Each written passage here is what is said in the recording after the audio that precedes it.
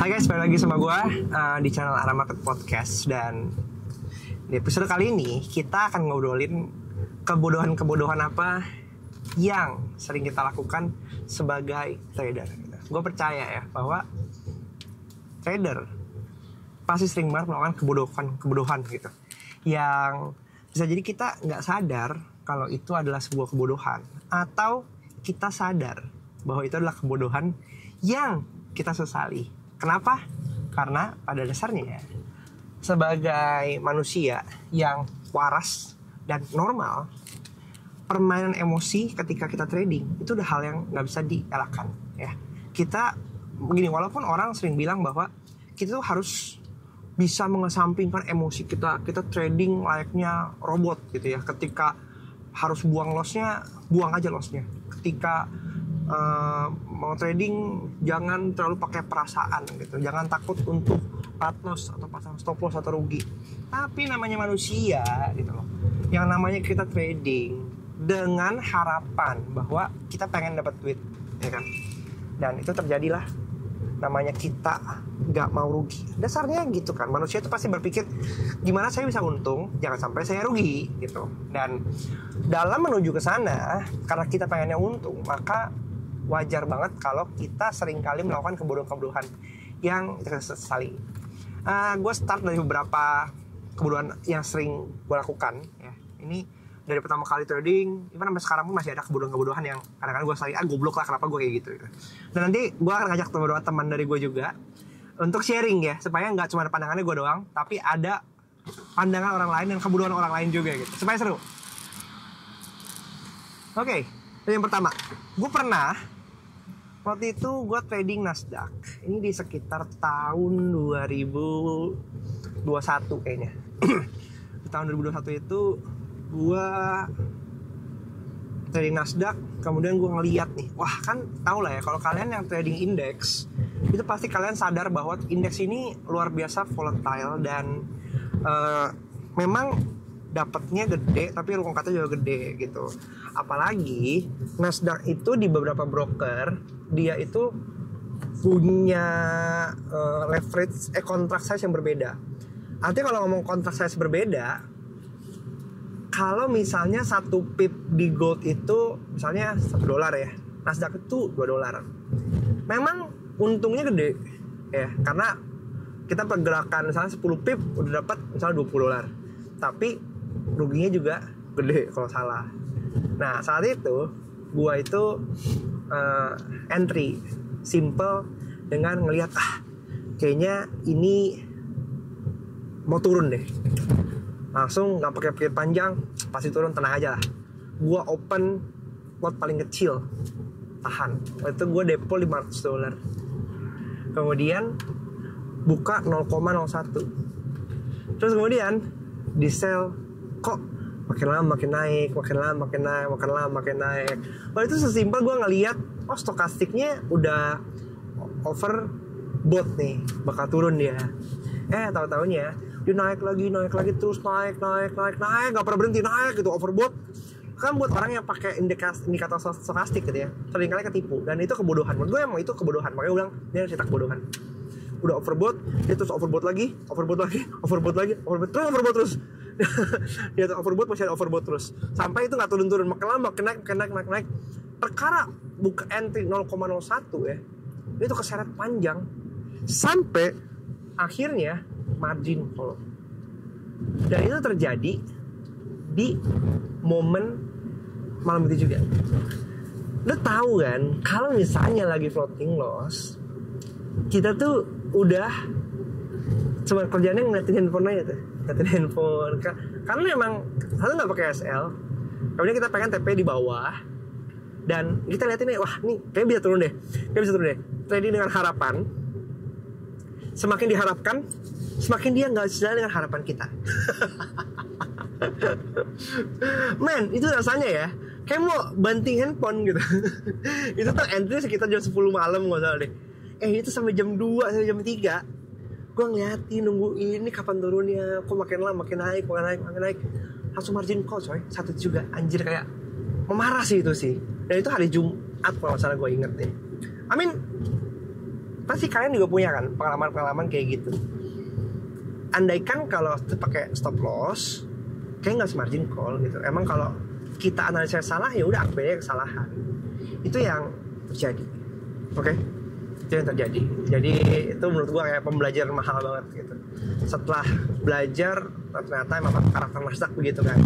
Karakter Nasdaq itu ketika dia rally dia jalan satu arah. Mungkin kalau gold tipikalnya lebih choppy, dia sikat atas bawah gitu. Tapi kalau Nasdaq itu sekali jalan dia emang sweep liquidity, setelah itu dia akan kejar lurus, tancap gas satu arah gitu. Itu bahaya. Itu terjadi. Kemudian ada lagi pengalaman lagi di Desember 2021 kalau salah itu deh. Jadi belajar dari salah satu Nasdaq ya. Tapi gue nggak kapok, tetap dari Nasdaq lagi. Waktu itu udah akhir tahun. Kemudian Nasdaq trading waktu itu lagi seasonality, gue dapat harga oke, tapi again itu floating loss, nggak pakai SL lagi, namanya bodoh ya. Nah kita sering kali melakukan kebodohan. Itu floating sampai sekitar $700. Waktu itu modalnya sekitar pakai modal sekitar 2000-an deh gitu. Jadi floating sekitar $700. Tahan. Tiba-tiba berbalik. Nggak jadi rugi. Gitu. Nggak jadi rugi. Nah, udah untung tuh kan akhirnya kan. Karena udah untung, udah floating profit kayak gitu. Tapi dengar kata orang, wah ini kayak bisa begini nih, kita biarkan aja dia let the profit run kayak gitu. Udah let the profit run, udah untung mungkin sekitar berapa ya, sekitar 700-an lagi, jadi dari 700 menjadi 700 plus gitu, minus 700 jadi minus 700 plus. Dan saat itu yang gue lakukan adalah mestinya gue TP aja gitu, tapi gue nggak TP, kemakan grid lagi. Kemarin udah minus 700 gue bisa tahan, kenapa sekarang lagi profit nggak ditahan gitu kan. Akhirnya gue tahan, terus kemudian tahan, dia putar arah, akhirnya malah BMP. Menyesal nggak? Menyesal. Disitulah gue akhirnya belajar ya bahwa kadang-kadang ketika loss kita mau tahan, kemudian margin call. Ketika untung kita seringkali nggak mau nahan karena kemarin udah floating loss-nya gede. Ketika akhirnya berubah jadi biru, kita ngerasa udah biru nih, udahlah tutup aja lah daripada nanti rugi lagi. Tapi setelah itu kita masuk lagi. Ketika kita masuk lagi, posisinya nggak benar, malah floating loss lagi dan malah rugi lagi. Itu yang gue bilang psikologi. Seringkali itu kita melakukan kesalahan-kesalahan yang seharusnya nggak semestinya. Dikarenakan dengan apa sih? Karena kita nggak punya plan yang jelas. Sebenarnya kalau dipikir-pikir, the best way is to set your trade with a proper plan. Plannya itu mau exit di mana. Kalau analisa kita salah, biarkan dia kena SL. Kalau analisa kita benar, biarkan kena TP. Kegalauan itu muncul ketika kita sering melihat chart, melihat market. Ketika kita melihat candle itu bergerak, kecenderungan kita FOMO, mau itu dari sisi mungkin fear-nya atau greed-nya, itu bergerak. Itu yang terjadi. Dan seringkali itu yang membuat kita jadi rugi. Ya. Belakangan ini gue menerapkan habit sepanjang hari siang begini ya. Biasa gue cuma ngeliat doang, gue ngeliat area-area, kemudian kadang gue marking, kadang juga nggak gue marking, biarin aja gitu. Dan nanti ketika udah biasa habis kelar kerja jam 5, jam 6, kan jam 7, jam 8 gitu ya. Karena ngoncokin timing juga, ngelihat kalau jam 6, jam 7 harusnya Eropa udah selesai ngebusur. Daily juga udah dimasuk area transisi ke timing target. Tinggal kita lihat aja Eropanya apakah udah selesai ngebusur, apakah USA-nya bakal up atau down gitu. H4-nya seperti apa, posisi H1-nya seperti apa. Kadang-kadang gue bisa tarik kesimpulan dari situ, oh kita bisa entry di busur H4 kah? Cocokin busur daily di mana gitu. Dari situ kemudian set, pasang SL, pasang TP, tinggalkan. Justru malah lebih profit dibandingkan kita yang sepanjang hari ngeliatin chart, nyari-nyari momen. Kayaknya bisa entry sell di sini dulu, nanti dia mau turun, nanti dia mau entry buy lagi kayak gitu. Behavior itu yang akhirnya gue sadarin malah memberikan kerugian. Makin sering lihat chart, makin nggak profitable. Tapi ketika kita santai aja gitu, pas dapat momennya kita entry, pas kita ngelihat, wih ada setup nih, kita entry. Tapi ketika kita merubah mindsetnya,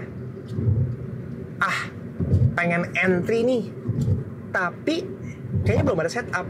Akhirnya kita mulai mencari setup yang sebenarnya nggak firm juga. Jadi kita mencoba untuk memaksakan cari setup yang sebenarnya belum waktunya atau belum ada konfirmasi yang jelas. Gitu. Itu menurutku pelajaran berharga yang gue alami sebagai orang yang trading juga, dan kebodohan-kebodohan yang seringkali terjadi ketika nganggur, ketika masa sih gue hari ini nggak ada open posisi, masa sih hari ini gue nggak goyang-goyang, masa sih hari ini gue nggak trading, masa sih gue hari ini nggak dapat profit apapun, kayak gitu ya kan. Nggak tahu kalau kalian sendiri kayak gimana. Nih gue lagi mau ketemu teman-teman gue juga, nanti habis ini kita akan bahas ya, kita tanya mereka kebodohan-kebodohan apa yang pernah mereka alami, sehingga kalian juga bisa belajar dari pengalaman mereka. Oke, nanti gue sambung lagi bentar. Gue sekarang di mall mau ketemu teman gue, ngobrol-ngobrol lah. Hari ini kita mau sharing juga sih soal trading. Anyway, hari ini gue hari kedua pakai sepatu Piop. Ada nggak kalian yang pakai sepatu Piop? Dan menurut gue ini kayak menarik banget karena rasanya barefoot. Ini sepatunya lah kira-kira ya. Dia kayak hitam gitu sebenarnya sih. Kalau dipikir-pikir ya kayak sepatunya, menurut gue bentuknya sih agak aneh ya. Nah, lu kayak gitu. Tapi satu hal yang menarik, karena sepatunya tuh casualnya tipis banget dan berasa emang kayak nggak pakai sepatu. Dan katanya bagus ya. Sepatu yang terlalu empuk malah katanya nggak bagus buat struktur kaki kita atau nggak badan kita gitu.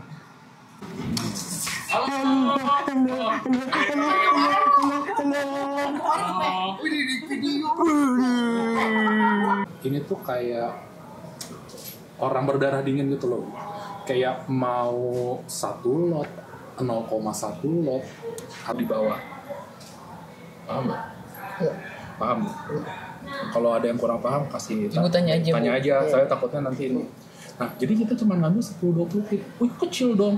Kan kita kan pengen ngambil, pengen jarak-jarak panjang. Nah, inilah namanya scalping. Begitu. Nah, di sini ada yang mau ibu tanya dulu gak? Emang kenapa sih harus ngambil panjang-panjang? Buat gaya ya gak sih? duit yang penting duit. Ya, karena cuma 5 feet tapi itu pasti. Mendingan saya ambil itu.